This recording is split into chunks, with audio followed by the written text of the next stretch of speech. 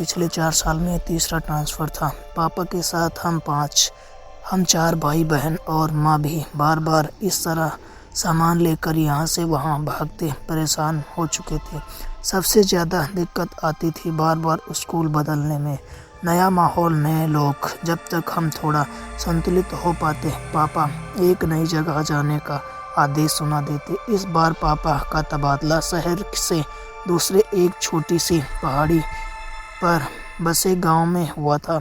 हम चारों का मन लटका हुआ था। एक तो गांव, वो भी इतना पिछड़ा हुआ, ना ढंग का स्कूल होगा, ना रहने की जगह। ऊपर से हमारे बड़े परिवार का छोटे मोटे मकान में गुजारा भी नहीं था। पापा ने बताया कि रहने के लिए डाक विभाग की ओर से एक पुराना बंगला तैयार कर दिया गया है, क्यों कोई दिक्कत नहीं आएगी। भारी मन में हमने अपना शहर वाला मकान छोड़ा और पहाड़ी के लिए निकल पड़े। हम 4 भाई बहन में सबसे बड़ा मैं रवि, फिर मुझसे छोटी सचिन, फिर हमारी 2 छोटी बहनें, एक विनी जो 14 साल की थी और सबसे छोटी सोनी थी। विनी चारों भाई बहनों में सबसे ज़्यादा चंचल और खिली स्वभाव की थी। हर समय हंसना, मुस्कुराना, खेलना कूदना, सबको परेशान करना, यही उसकी दिनचर्या थी। हम नए बंगले पहुंच चुके थे। बंगला हमारे अंदाजे से कई गुना बड़ा। बंगले का एक भाग हमारे रहने के लिए साफ किया गया था, बाकी लगभग आधे भाग में कहीं ताले जुड़े थे तो कहीं भयंकर टूट फूट मची थी। कहीं कहीं दरवाजे पर संकाल लगाकर छोड़ा गया था। हम बंगले को घूम घूम कर देख रहे थे कि एक बूढ़ी महिला लाठी टिकाकर वहां आ गई। उन्होंने बताया कि उनके पुरखे भी इसी हवेली की देख रेख करते थे। वह अपने माता पिता की इकलौती संतान थी। शादी के कुछ समय बाद ही उसके पिता देहांत हो गया तो वह वापस अपने मायके आ गई। इसी हवेली की देख रेख करने लगे। माई लगभग 75 साल की बूढ़ी महिला थी। हमारे परिवार को देखकर उन्होंने मेरी दोनों छोटी चुलबुली बहनों के सर पर प्रेम से हाथ फेर कर कहा, अल्लाह हाफिज। आप मुस्लिम हैं? हाँ, माँ ने कुछ अजीब भाव चेहरे पर लाकर कहा। जी मैडम, एक बात का ख्याल रखिएगा, बच्चियाँ बंगले के दूसरे हिस्से में न जाने पाए। बच्चियों से मतलब क्या है आपका? मेरा मतलब बच्चे या बड़े कोई भी बंगले के दूसरे भाग में न जाने पाए। जितना हिस्सा साफ किया है उतना ही भाग इस्तेमाल में लाएं, समझे? लेकिन क्यों? ऐसा क्या है वहाँ? कुछ नहीं, बस बरसों से खाली पड़ा है और अधिकतर हिस्सा टूटा फूटा है, कोई दुर्घटना ना हो जाए इसीलिए। इतना ही कहकर बस, बाकी जैसा आप लोगों की मर्जी। वह अपनी लाठी टेक कर जाने लगी। आप इस बंगले में नहीं रहते हैं? माँ ने हैरानी से पूछा। नहीं, मैं तो पास में ही बनी छोटी सी बस्ती में रहती हूँ, यहाँ से ज़्यादा दूर नहीं है। अगर कोई ज़रूरत हो तो बुला लीजिएगा। हम घूमकर पूरे घर का मुआयना करने लगे। पापा और माँ घर का सामान सही करने में व्यस्त हो गए। इतनी बड़ी हवेली में तकरीबन 20 कमरे थे, जिसमें से लगभग 10 कमरे बंद थे, एक जर्जर हालत में थे। बाकी के 10 कमरे में से 4 तो हमने अपने लिए पसंद कर लिए थे। बाकी बचे कमरों में सामान लगाने के बाद भी 2 कमरे बच गए थे। यह बचे 2 कमरे मेरी दोनों शैतान बहनों खेलने का मैदान बन चुके थे।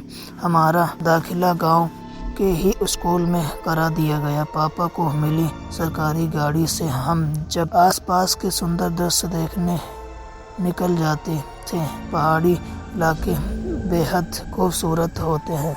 पहाड़ों में प्राकृतिक सुंदरता के अतिरिक्त एक और चीज़ बहुत प्रसिद्ध होती है, वह यह कि काले जादू और भूत प्रेत की कहानियाँ। मेरे सहपाठी अक्सर मुझे वहाँ भूतिया किस्से सुनाकर डराते रहते थे। मैं भी घर आकर अपने छोटे भाई बहनों को डराने के उद्देश्य से वह कहानियाँ और भी मिर्च मसाला लगाकर सुनाता था। जब वो तीनों अक्सर डर से रोने लगते तो मुझे अपनी जीत का एहसास होता और मेरे चेहरे पर मुस्कान खिल जाती है। हमें यहाँ आए अभी कुछ ही दिन हुए थे। मैं छोटे भाई सचिन के साथ क्रिकेट खेल रहा था। मुझसे तीनों बच्चों का ख्याल रखने को बोलकर माँ काम निपाट कर निश्चित होकर सोने चली गई। दोनों छोटी बहन खाली बड़े कमरे में मजा कर रहे थे। जाने क्या हुआ, अचानक एक तेज चीख की आवाज़ सुनाई पड़ी।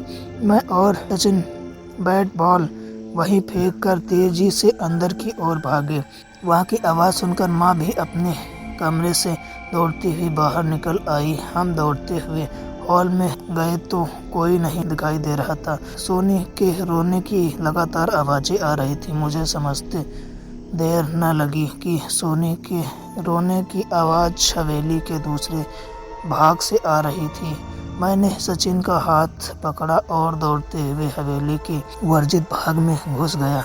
हर तरफ मकड़ी के जाले और घोल का अंबार लगा हुआ था। सामने देखा तो विनी नीचे बेहोश पड़ी थी और सोनी उसके पास खड़ी जोर जोर से रो रही थी। लगभग उसी समय माँ भी हमारे पास पहुँची। विनी को बेहोशी की हालत में देखकर माँ की चीख निकल गई। इसी तरह विनी को लेकर हम बाहर हवादार कमरे में आए। सोनी को चुप कराने के बाद मैंने उससे पूछा, तुम चीखी क्यों और विनी कैसे बेहोश हो गई? मैं तो विनी को खोजती हुई वहाँ हॉल में गई थी। वह शायद ही अंदर वाले कमरे में छिपने गई थी। चीख की आवाज़ सुनकर मैं भागकर आई तो वो ऐसे नीचे पड़ी थी। सोनू ने डरते हुए बताया और माँ को देखकर रोने लगी। मेरी हालत भी खराब होती जा रही थी। माँ को संभालूं, सोनी को संभालूं या फिर बेहोश पड़ी विनी को। देखो, सचिन दौड़कर 2 गिलास पानी ले आया। एक गिलास माँ के हाथ में, दूसरा गिलास विनी के चेहरे पर छींटा मारे तो वह धीरे धीरे होश में आने लगी। विनी को कुशल मंगल देखकर माँ और सोनी का रोना थम गया। माँ ने प्यार से विनी के सर पर हाथ रखकर पूछा, क्या हुआ बेटा, तुम बेहोश कैसे हो गई? माँ, मैं छिपने के लिए जगह ढूंढ रहा था। वहाँ उस कमरे के दरवाजे पर शटर बंद था और उस पर रक्षा सूत्र बंधा हुआ था। मैंने उसे खोलकर कमरे में जैसे ही प्रवेश किया, वहाँ सब धुआं सा दिखने लगा। कुछ अजीब सी महक आ रही थी। वही से मैंने बाहर निकलने की कोशिश की तो लगा जैसे बाहर से आने का रास्ता ही खो गया। मुझे बहुत डर लग रहा था, इसीलिए मैं डर के मारे चीख पड़ी। उसके बाद मुझे नहीं पता कि यह कैसे आई। विनी ने पानी पीते हुए बताया, मतलब तुम कमरे के अंदर थी और बाहर कैसे निकली? तुम तो कमरे के बाहर नीचे पड़ी हुई थी। सचिन ने कहा, मुझे नहीं पता भैया, लेकिन मुझे बहुत डर लग रहा है। अब मैं कभी उस तरफ नहीं जाऊंगी, विनी ने जवाब दिया। उस समय विनी को शांत करना ज़्यादा ज़रूरी था, इसीलिए बात को रफा दफा करके मम्मी उनके लिए हलवा बनाने की तैयारी में लग गई। एक घटना से कुछ बातें मेरे मन में खटक गई। अगर विनी की बात सच है तो वह दरवाजे पर मैंने कोई रक्षा सूत्र बंधा कोई नहीं देखा। दूसरी बात, कमरे से विनी बाहर कैसे पहुंची? अंदर धुआं कहाँ से आया और क्यों आया? कैसी बहकी बातें कर रही थी। विनी के मन में विचित्र ख्याल आ रहे थे। बीच बीच में अपने सहपाठियों की बातें भी याद आ रही थी। आज तक जिन कहानियों को मैं मनोरंजन के लिए सुनाता था, आज मुझे उनके बारे में सोच कर डर लग रहा था। पूरी रात नींद मेरे साथ आंखों बिचौली खेलती रही। सुबह तक मेरी लाल सुर्ख आंखें मेरी रात्रि जागरण की। मैं कमरे से बाहर आया तो पता चला विनी को बुखार हुआ है। मैं फिर से चिंतित हो उठा। शायद उसके अंदर डर बैठ गया, जिसकी वजह से उसे बुखार आ गया था। दिन भर मम्मी विनी की खातिरदारी में लग रही और उसका बुखार सीमा से पार होता गया। बदहवासी में रात भर कुछ बड़बड़ा रही थी। सुबह होते ही पापा की सरकारी गाड़ी में उसे अस्पताल ले जाया गया। अगले 3 दिन इसी तरह बुखार में तड़पते बीत गए। मम्मी पापा हॉस्पिटल में विनी के पास ही थे। आखिरकार चौथे दिन खबर मिली विनी की हालत में कुछ सुधार आया है। अगले 2 दिन और अस्पताल में बिताने के बाद बिनी घर आ गई थी। बिनी हम सबकी जान थी। उसके घर आने से हम सबके चेहरे की रौनक लौट आई। सब लोग धीरे धीरे सामान्य हो चुके थे। बस एक को छोड़कर बिनी पहले की तरह उछल कूद नहीं कर रही थी। अक्सर एक जगह पर गुमसुम सी बैठी रहती, हमें खेलते देखती रहती। पहले तो हमें इससे बीमारी की वजह से पैदा हुई चिड़चिड़ाहट और कमजोरी समझा, लेकिन यह बिनी अब कम बात करती थी। ज़्यादातर समय वह अपने कमरे में ही बिताती थी। समय अपनी गति से आगे बढ़ रहा था।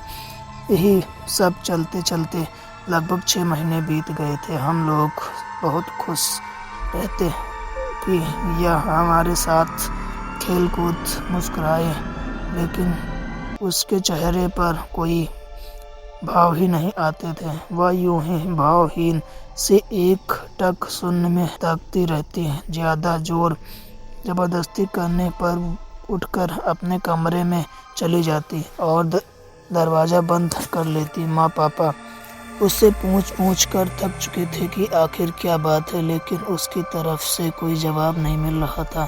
फिर एक दिन पापा बहुत उत्साहित से होकर घर में घुसे। पापा के हाथ में मिठाई का डिब्बा। उत्साहित स्वर में उन्होंने दोनों छोटी बहनों को पुकारा और मिठाई का डिब्बा पकड़ा दिया। पदोन्नति हो गई, तनख्वाह भी बढ़ेगी और अगले 4 साल तक कहीं भागना भी नहीं पड़ेगा, पापा ने खुश होकर कहा। प्रमोशन की खबर ने हम सबके चेहरे पर मुस्कुराहट ला दी थी। पापा बनी को मिठाई खिलाने लगे तो बिनी पापा का हाथ झटक कर अंदर भाग गई। पापा के प्रमोशन होने के बाद अब घर में पैसों की कोई दिक्कत नहीं थी। कोई पोस्ट पर पापा की अच्छी खासी ऊपरी कमाई होने लगी। घर का माहौल बदलने लगा था। सुंदर पर्दे, महंगे कपड़े, बढ़िया साजो सामान, हमारे घर की रौनक बढ़ने लगी। सब कुछ हमारी उम्मीद से कहीं ज़्यादा चल रहा था। इतना कि कहीं ना कहीं इस चमक धमक में हम विनी के व्यवहार को नज़रअंदाज करने लगे। धीरे धीरे साल बीतने को आया था। मेरी प्यारी किसी तरह से चुलबुली बहन अब एक गंभीर सी लड़की बन गई और स्कूल में भी उसका प्रदर्शन खराब होता जा रहा था। किसी तरह समझाने बुझाने पर उसने परीक्षा तो दे दी, लेकिन अगले साल उसने स्कूल जाने से साफ मना कर दिया। 1 साल के भीतर ही उसकी शारीरिक और मानसिक स्थिति में बहुत परिवर्तन हो गया था। वह छोटी बच्ची अब एक परिपक्व सी लड़की नजर आने लगी थी। मेरी दाखिला कॉलेज में हो गया था। मैं देर रात तक जागकर अपने असाइनमेंट बनाता था। उस रोज रात में पढ़ते पढ़ते मैं काफ़ी देर तक जाग रहा था। अचानक मुझे किसी के फुसफुसाकर बातें करने की आवाज़ सुनाई पड़ी। आवाज़ मर्दानी थी। मैं कुछ अंतिम सा हो उठा। धीमे सदे हुए कदमों से मैं हॉल में पहुंचा तो आभास हुआ कि आवाज़ बिनी के कमरे से ही आ रही थी। मैं चुपके से झांक कर बिनी के कमरे में देखा तो वहाँ एक दीवार की किनारे फुसफुसाती हुई बात कर रही थी। कमरे में बिनी के अलावा कोई नहीं था और सबसे ज़्यादा मुझे उसकी आवाज़ विचलित कर रही थी। दिन भर एक शब्द मुँह से न निकालने वाली लड़की आधी रात दीवारों से मर्दानी आवाज़ में बात कर रही थी। किसी तरह मैंने अपनी चीख को गले में ही दबाकर वहाँ से निकला। उचित समझ रात काफ़ी हो चुकी थी। मैंने फिलहाल किसी को भी जगाना ठीक नहीं समझा। उस रात मैंने कैसे करके एक पल बिताया मैं शब्द में बता नहीं सकता। सुबह होते ही मैंने मम्मी पापा को सारी बात बताई। माँ किसी अनहोनी की आशंका से कांप उठी। माँ और पापा चुपचाप किसी तांत्रिक या उज्ज की खोज करने लगे। यह कहानी आपको अच्छी लगे तो हमारे चैनल को सब्सक्राइब करें। इसका अगला पार्ट जल्दी आएगा।